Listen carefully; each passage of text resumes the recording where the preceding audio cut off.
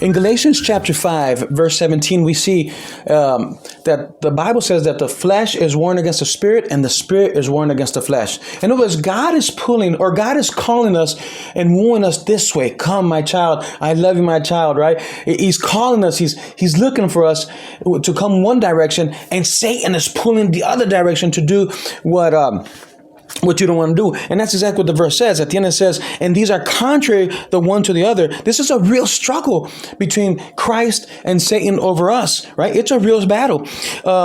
And so that the things that you cannot do the things that you would. In other words, the things that you want to do, sometimes you don't do them, and the things that you don't want to do, those are the things that you end up doing. So this is, for some of us, this is a real issue. This is a real struggle, and we all have issues. We all have struggles. I was just looking up some quotes today just on struggle, and I came up to this one. Everyone you're going to meet is fighting a battle you know nothing about.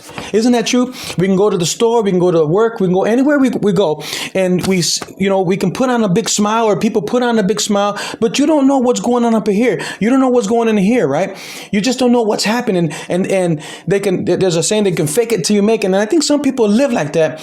And so everywhere you meet, everyone has a struggle that we know nothing about. But the question was posed, what is the difference between struggling by yourself and struggling with God?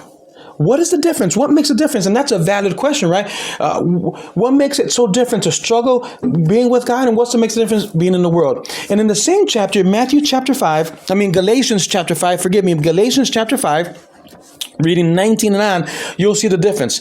All right. Now, the works of the flesh are manifest. In other words, this is what Satan wants you to do. This is what he's pulling you to do. Notice what it says.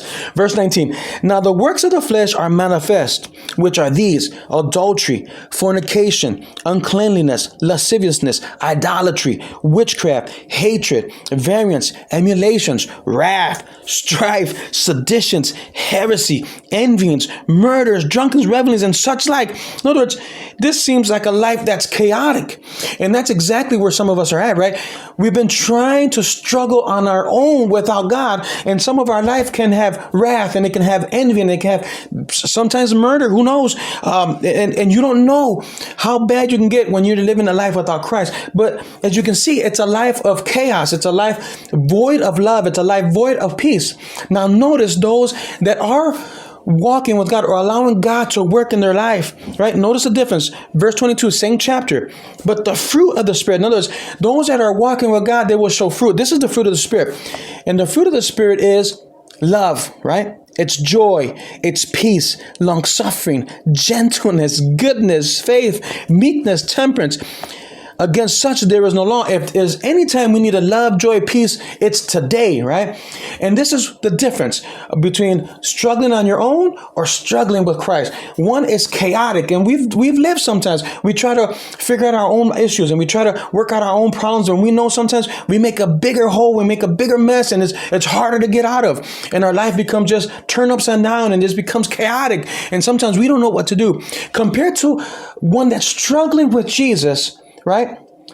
They'll have love, joy, and peace. Why?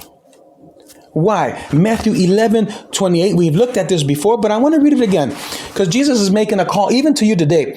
Come unto me, all ye that labor and are heavy laden. Some of those struggles are just too heavy, too hard for us to carry on our own. We need Jesus. Give it to Jesus, right? He says, he's making the invitation. Come unto me, all you that are labor and are heavy laden, all of you that are struggling, come to me. And his promise is, I will give you rest. The difference between struggling with Christ and struggling without God is that you are never alone. God is always by your side, strengthening you, encouraging you, leading you, guiding you, giving you that love, that joy, peace, despite everything that's going on. What makes a difference is that those that are walking with Christ are not focused on the struggles. They're not focused on the problem, right? Because they understand that they'll be just like Peter. Remember when Peter was walking on water, and Peter says, listen, Lord, if it's you, let me come on walk on water. And God said, come on down. And Peter was able to walk on water, the Bible says, as long as he was focused and tuned in to Jesus' face, as long as he was focused to Christ. As soon as he turned his eyes to the left and to the right, he began to sink. He focused on the issues around him. He focused on the storm. He focused on the wave. He focused on what was around him and lost focus of Christ. Right? We need to focus on Jesus. And that's the difference. Those that focus on Jesus, Jesus will carry you through the struggle. May God help us.